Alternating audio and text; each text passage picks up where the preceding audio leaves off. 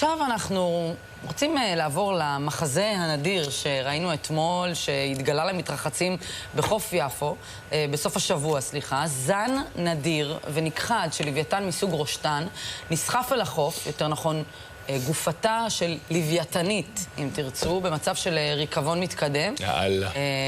מצטרף אלינו עכשיו דוקטור אביעד שיינין, מנהל תחום טורפי על באוניברסיטת חיפה. שלום. טוב. כמה נדירות באמת התמונות האלה של לוויתנית מסוג ראשטן ענקית, יש לומר, שהגופה שלה מגיעה לחופי ישראל? מאוד נדיר. אם מסתכלים כבר בפרספקטיבה של 20 שנה בנתונים שנאספים באוניברסיטת חיפה, אבל תופעה מאוד מעניינת של השנים האחרונות, שאנחנו יותר ויותר גם רואים, שנה שעברה בדיוק לפני שנה נסחפה לנו גורה קטנה של לוויתן ראשטן, שהייתה ממש טריה, להבדיל מהפגר הזה שהגיע ממש רקוב, קשה לדעת ממה הוא מת. ומעבר לזה, היו לנו גם לאחרונה, בחודשיים האחרונים, 2 סקרים שהתבצעו בשיתוף פעולה עם גרינפיס, ובמהלך הסקרים האלה שמענו וראינו את הלוויתנים הראשטנים ממש מול חופי ישראל בכמה נקודות, ומה שאומר שהם נמצאים פה. זאת אומרת, הלוויתן הראשטן נמצא בסכנת הכחדה בים התיכון, כפי שאמרת, וזה שהם נמצאים פה זה בהחלט עדות מאוד מאוד משמחת.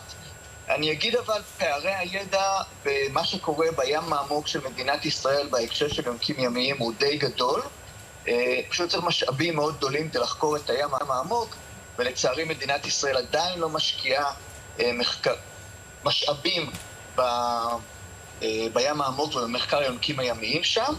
ודרך אגב, למרות שמבוצעים הרבה פעולות אחרות תשתיתיות של האדם, כמו חיפושי גז ונפט, צינורות גז ששמים, קבלי תקשורת, אז כך שזה קצת, היונקים הימיים והראשטנים קצת נשכחו, אבל אני מקווה שהדבר הזה ישתנה בעקבות באמת כל העדויות האלה שמעיד על זה שהלוויתן הראשטן נמצא פה באזור שלנו. אנחנו יכולים לדעת במרחק כזה ממות הלוויתן מה גרם למוות שלו? כי כן הבנתי שמצאו בכל זאת חלקי פלסטיק.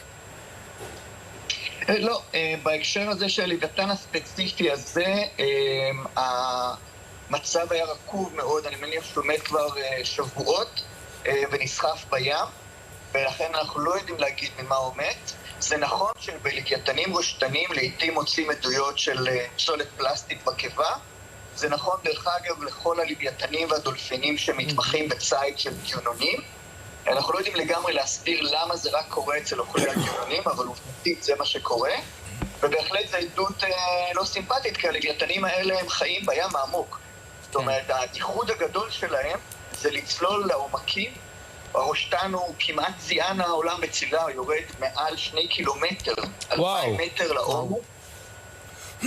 תחשבי רכבת כזאת, 2 קילומטר צולל. לקחת אוויר ואז לרדת לעומקים האלה. לא שמעתי? כן, אני נפעם ואני מדמיין מתרגם את מה שאתה אומר למשהו שמדומיין, וזה נראה באמת מדהים. מה מיוחד הרי אנחנו האנשים הרגילים שצופים מהעניין מהצד, מתלהבים מהגודל, מהדבר הזה, האם זה מסוכן, האם זה יכול להגיע אלינו.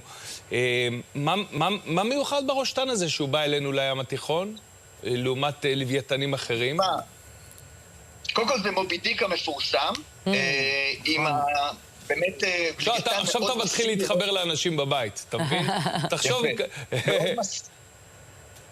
אז כן, זה מובי דיק המפורסם, שנתן ככה פייט גדול, בכל פעם שניסו לצוד אותו.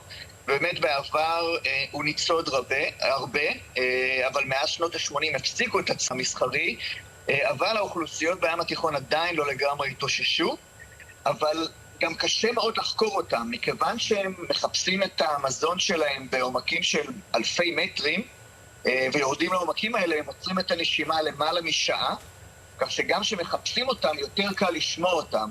עכשיו, אפרופו להתחבר בכלל לציבור, אז הלוויתן הראשטן, הסיבה שיש לו את הראש האדיר הזה, כי זה בעצם תיבת תעודה, זה הבעל החיים שמייצר את הקול הכי חזק, וסיפור אנקדוטלי, כן. הזכרים הם הרבה יותר גדולים מהנקבות, הם בערך פי 1.5.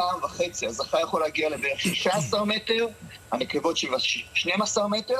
דרך אגב, לא בגלל שהם, זה מקנה להם יש אפשרות לצלול יותר עמוק, הזכרים והנקבות צוללים באותו סדר גודל פחות או יותר, אבל הדרך שבה הנקבה בוחרת את הראשתן, זה על ידי הקול החזק שלו. גדול. ולכן כנראה יונית היה יתרון למי שצמח ראש גדול עם קיבה תעודה עצומה, ולכן הם מייצרים את הקולות החזקים ביותר בטבע.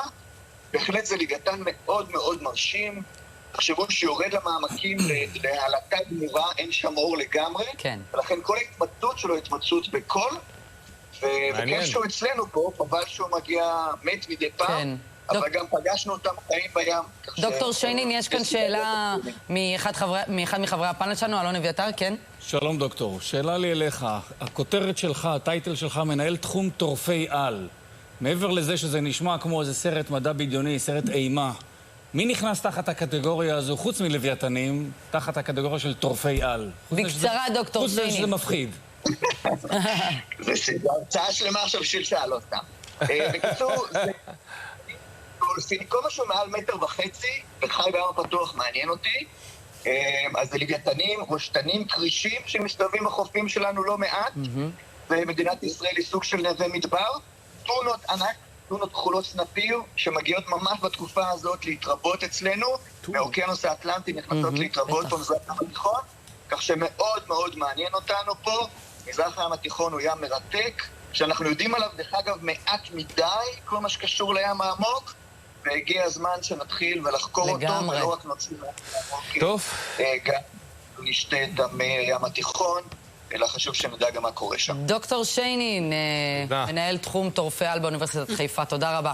אתם יודעים שיש לנו היום יותר ידע על החלל מאשר על המצולות, על המעמקים. בעיניי זה הזוי אפילו. אחוז קטן מאוד של ידע על המעמקים, ומטורף.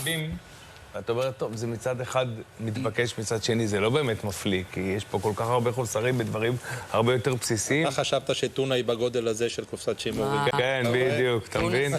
וגם אני חשבתי שטורפי על זה בכלל בנושא הקודם שדיברנו עליו. ופתאום אתה מגלה שיש גם במים העמוקים.